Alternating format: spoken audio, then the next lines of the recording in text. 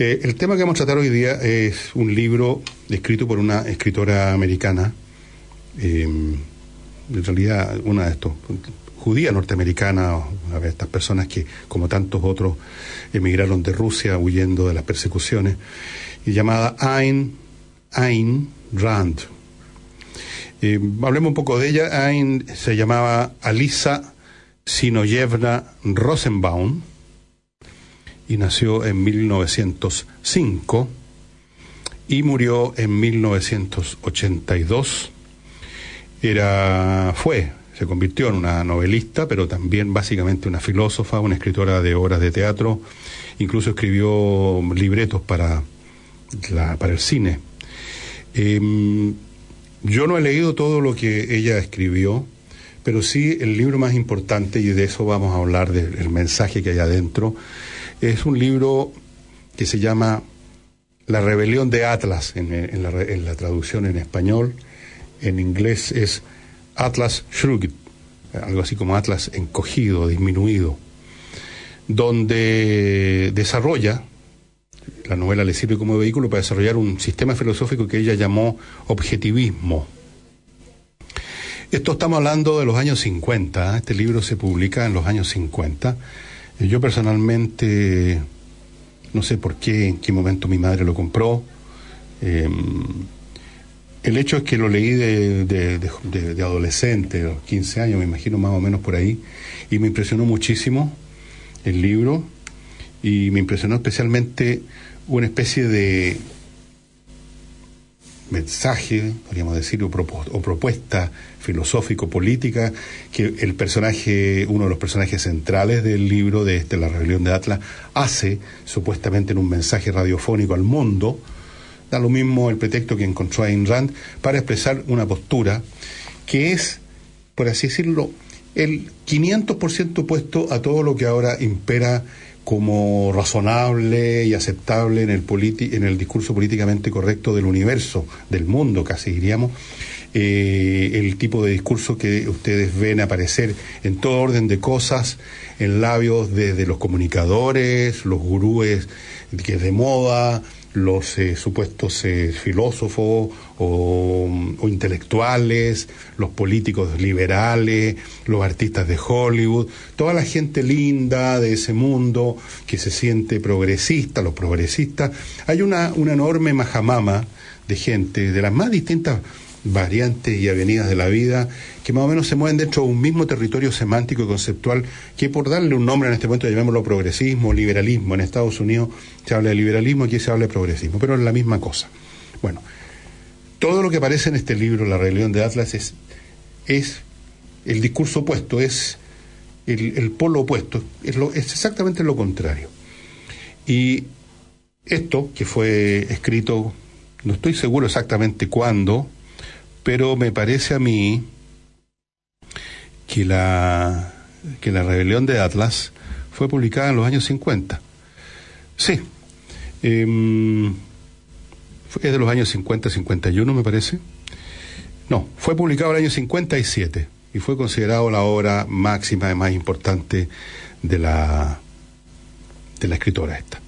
¿De qué se trata? ¿Y por qué se llama La rebelión de Atlas? Dicho sea de paso, hay incluso una serial de televisión que tiene que ver, que está hecha sobre la base de La rebelión de Atlas. La rebelión de Atlas plantea Ayn Rand, en que las personas que son los Atlas de este mundo, o sea, los que son Atlas, acuérdense ustedes, es un personaje de la mitología griega que sostiene al globo. El hombre, el ser que produce, que crea, que hace los esfuerzos, que defiende, el que se hace la pega en el mundo es Atlas. Y mucha otra gente están simplemente sentados arriba de ese mundo esperando que Atlas lo siga sosteniendo. Para Ayn Rand, esos personajes que son Atlas, la encarnación de Atlas en muchas versiones, Atlas son los grandes creadores del arte, los creadores científicos, los grandes empresarios, la gente que hace cosas, que produce cosas. Eso es Atlas para Ayn Rand. Y en su novela, estas personas cada vez más arrinconadas, vejadas, explotadas también por el estado de ánimo de la población. Todo esto es como que se hubiera adelantado 50 años, que los ve con sospecha, con envidia, con molestia, a esta gente que exitosa, que gana plata, o que son los que están en los focos, digamos, del conocimiento público, las personas exitosas, que siempre han producido en la historia humana, en toda la sociedad, una rabia espantosa. Estas personas empiezan a desaparecer. Empieza la novela con que de la noche a la mañana, por ejemplo, un gran empresario de ferrocarriles que había inventado, Röhrden, me acuerdo que se llamaba. Röhrden es un empresario, pero al mismo tiempo un ingeniero, que desarrolla un nuevo metal para los rieles de un ferrocarril. Tiene mucho que ver con los ferrocarriles, por eso que creo que me gustó tanto el libro a mí en esa época. Yo amaba, y hasta el día de hoy sigo amando los trenes. Entonces, por ahí me agarró el libro, pero da lo mismo por dónde me agarró. Entonces desaparece este señor de la noche a la mañana, ya no va a su oficina. ¿Qué pasó con él? Lo raptaron, se hizo humo. Después desaparece otro por acá, desaparece un gran científico por allá, después desaparece un compositor, y la gente productiva en todas las áreas de la vida empiezan a desaparecer. Y en eso consiste la trama, que hay una especie de predicador, hay una especie de mesías de estos atlas, que le dice: ¿hasta cuándo ustedes son vistos con sospecha, con fastidio, con odio a veces, cuando ustedes son los que sujetan y sostienen el mundo? Retírense, vámonos a nuestro propio Shangri-La, a nuestra propia tierra prometida. Y un poco eso, ¿no? Aquí está un poco el mito de la tierra prometida del pueblo judío, que ella era judía, Ayn Rand. Entonces aquí hace una nueva versión de la tierra prometida, y se van, este pueblo escogido por este personaje que se llama Galt, y que empieza a llevarse, a convencer, los va convenciendo uno por uno, y pronto el mundo se encuentra desprovisto de quienes lo hacen funcionar. Esa es la trama muy en general de la novela La rebelión de Atlas. Y lo interesante, la novela es bastante entretenida como tal, como novela, como historia, qué pasa con los tipos, a dónde se fueron, cómo es ese Shangri-La donde se juntan, quién hace la pega ahí, cómo es la cuestión. Yo no me acuerdo muchos detalles, pero sí me acuerdo del mensaje central. En un momento dado, cuando ha desaparecido del escenario un montón de gente importante, en términos importantes me refiero no a glamorosa, sino que productivos, gente que es el tipo de personas que si usted la saca de una empresa o de una organización, esa empresa se deteriora brutalmente, porque es la persona, se sepa o no se sepa, que hace que las cosas funcionen. Bueno, cuando ya ha salido mucha de esta gente y el mundo empieza a mirar a su alrededor y ve que no quedan sino mediocridades y que las cosas se deterioran rápidamente, hay un mensaje, una especie de cadena mundial. Todo esto, por supuesto, muy fantasioso, pero da lo mismo, en que Galt se presenta al público y explica qué es lo que ha pasado. Y le dice: yo soy el que he sacado a esta gente, y expresa su filosofía. Y es una filosofía que este objetivismo que se le atribuye, que es la filosofía de Ayn Rand, brutalmente opuesta al discurso políticamente correcto, que en esos años, los años de Rand, en los años 50, estaba en una etapa muy balbuceante, y ahora yo diría que el discurso filosófico y político hegemónico en este momento, no solo en Chile, sino que en todas partes. Y una de las, por ejemplo, en Estados Unidos ustedes ven la manera como se trata a Trump, que es un hombre totalmente ajeno a ese discurso, y la manera como alrededor del ataque a Trump uno ve emerger los temas del discurso políticamente correcto, y uno ve cómo entran en asociación toda clase de personas, porque además de quienes efectivamente tienen algunos elementos argumentales para defender o para estar dentro de las posiciones políticamente correctas, a eso se suman los oportunistas que ven que ese es el carro que la lleva. Ustedes no sé si se han enterado de esta escenita que se ha producido en los estadios de básquetbol con deportistas que cuando se tocó el himno de Estados Unidos, que es una costumbre que tienen ellos en sus eventos deportivos, algunos deportistas, especialmente de color, se arrodillaron, como diciendo: yo no me sumo a esta cosa. Entonces, Trump, que es un hombre que le gusta comprarse peleas inútiles a veces, se molestó, los criticó. ¿Y qué pasó el otro día? Que ahora todos están, por supuesto, con los ojos en blanco, porque es gratis, no hay ningún castigo, no hay ninguna sanción, no hay nada más rico que subirse a las grandes causas cuando no tienen ningún costo.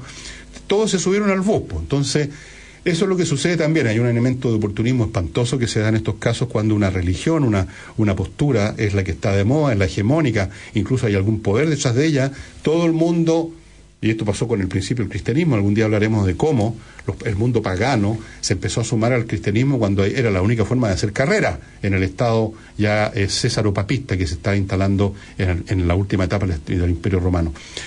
Ustedes se preguntarán, bueno, ¿cuál es el elemento central de esta filosofía que ella llamó Ayn Rand objetivista? ¿En qué consiste?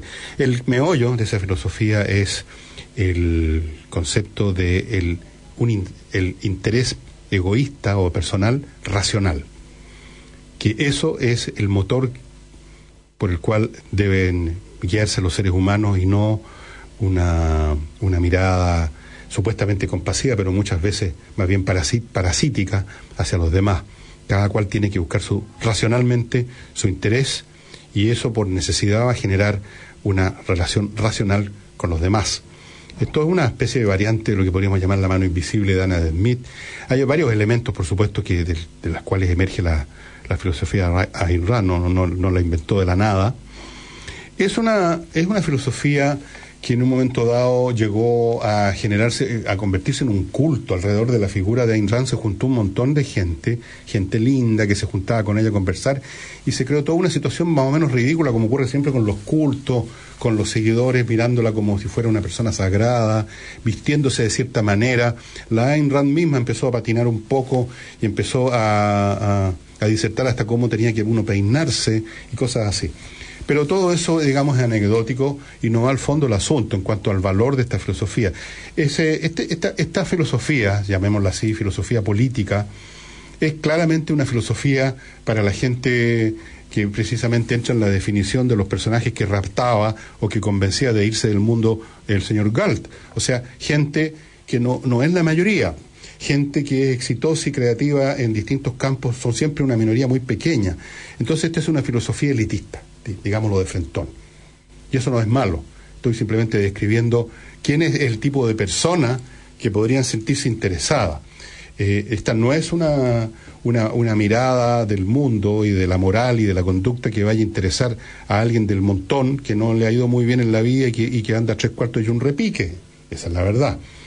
Y estoy seguro que este tipo de filosofía, que fue muy criticada ya en su época por los gurúes liberales, especialmente en la costa este de Estados Unidos, sería hoy en día llamada fascista.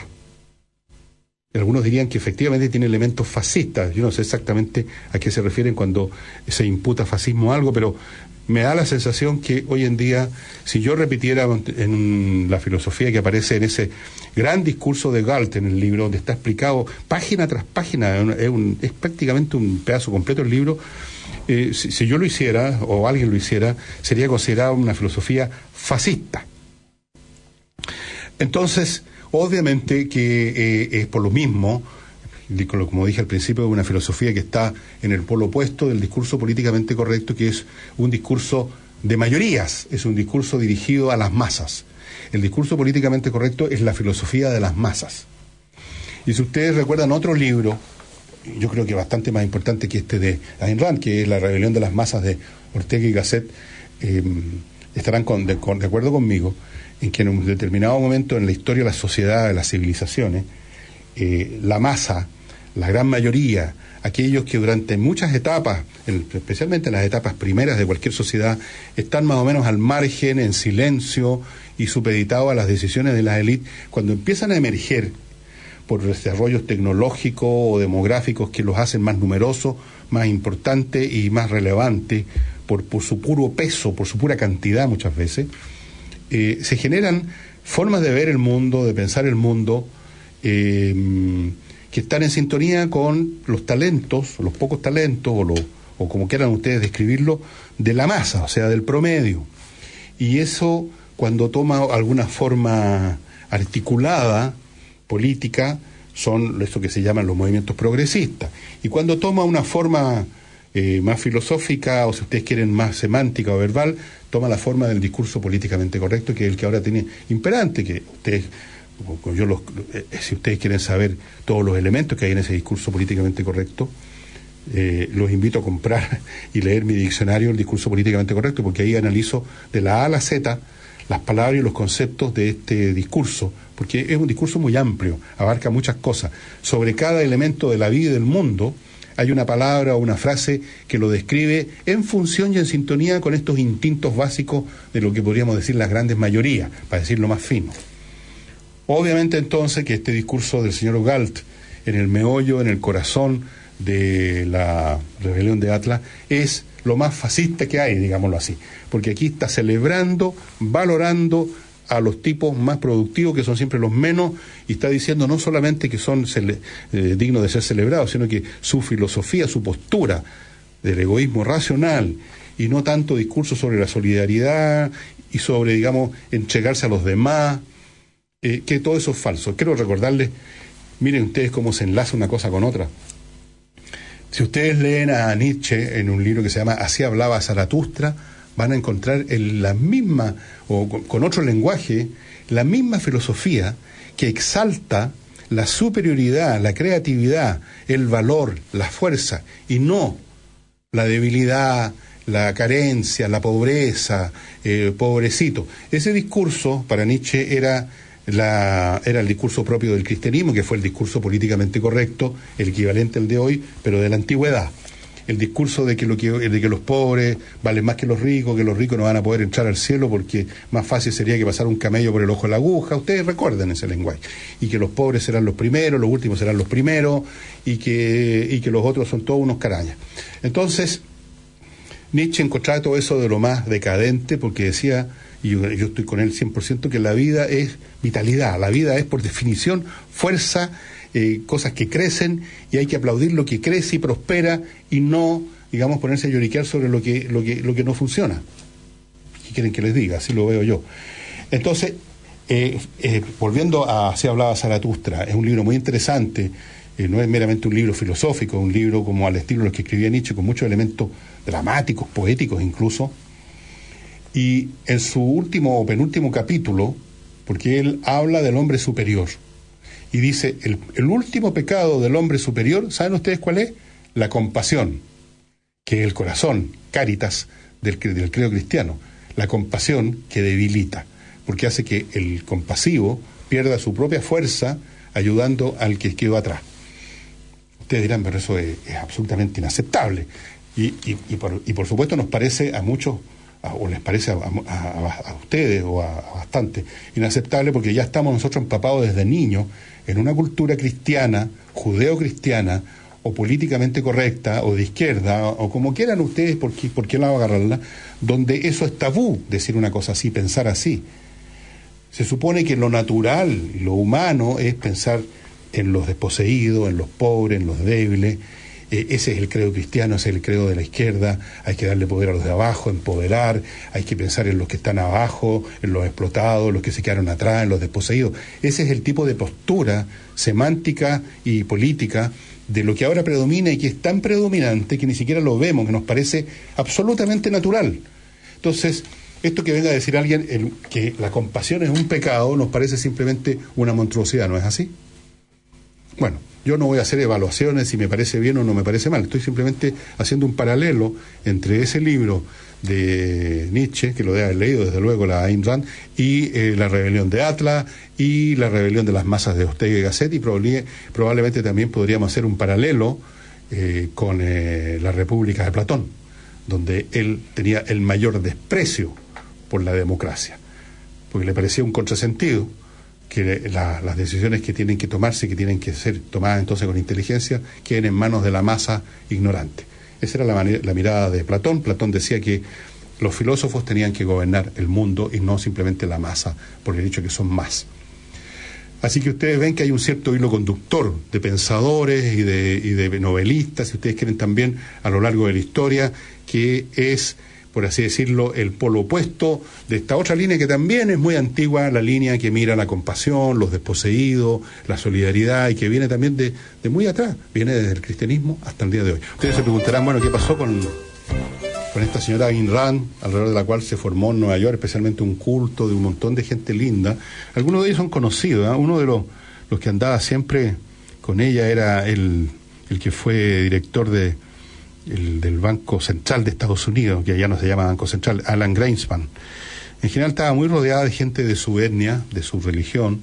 No era religiosa ella. Ya, ¿qué pasó con ella?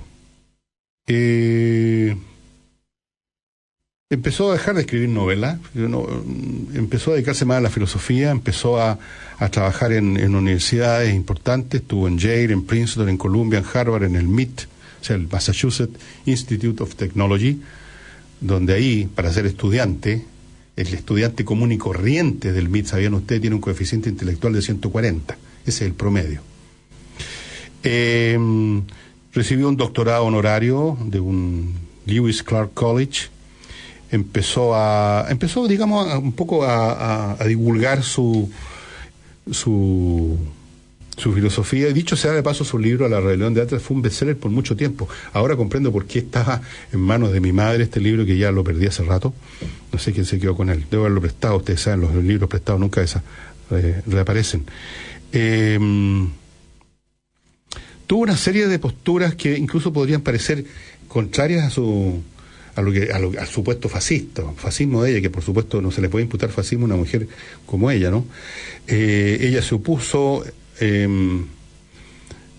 apoyó los derechos a la aborción, se opuso a la guerra militar, a la guerra de Vietnam, apoyó a Israel en la guerra de Yom Kippur del año 73, a lo cual describió esa guerra como hombres civilizados luchando con salvajes. Así era de brutal la Ayn Rand. Dijo que los colonistas europeos habían tenido derecho a desarrollar y tomar tierras de los indios americanos. Calificó la homosexualidad, aquí ya viene a parecer algo más conservador, ¿no? La homosexualidad como inmoral y disgusting, así, de mal gusto. También estuvo apoyando a candidatos republicanos a la presidencia, etcétera. O sea, bien, una mujer que se metió mucho en la vida política en Estados Unidos, y así sucesivamente. Tuvo también asuntos amorosos de distinto tipo. Era una mujer bien libre en muchos sentidos y muy ególatra también. Sentía ella que era la filósofa más importante del momento. Pero a estas personas creativas como la Ayn Rand, y por supuesto llenas de detractores y de gente que la debe haber considerado un monstruo, una idiota, qué sé yo, estas personas hay que valorarlas por su obra, lo principal de su obra, y no por sus conductas privadas, que pueden caer en toda clase de situaciones que pueden gustar o no gustar, o pueden parecer locas o no. Eso da exactamente lo mismo. Después, ¿qué pasó con ella? El año 74 la operaron por cáncer al pulmón porque fumaba como loca. Y bueno, se murió en 1982 de una falla cardíaca, etcétera. Y lo que yo les quiero decir es que vale la pena leer este libro de Ayn Rand. Incluso si hay algunos de ustedes, auditores de este programa, que más o menos están en el territorio del discurso políticamente correcto, que son gente que se llaman progresistas,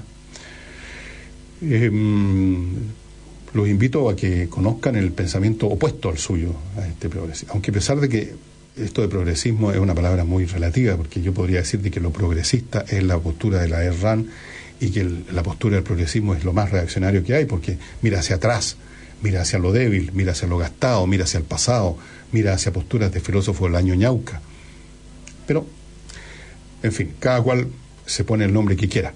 De las demás obras de Ayn Rand no voy a hablar nada porque son de mucha menos importancia.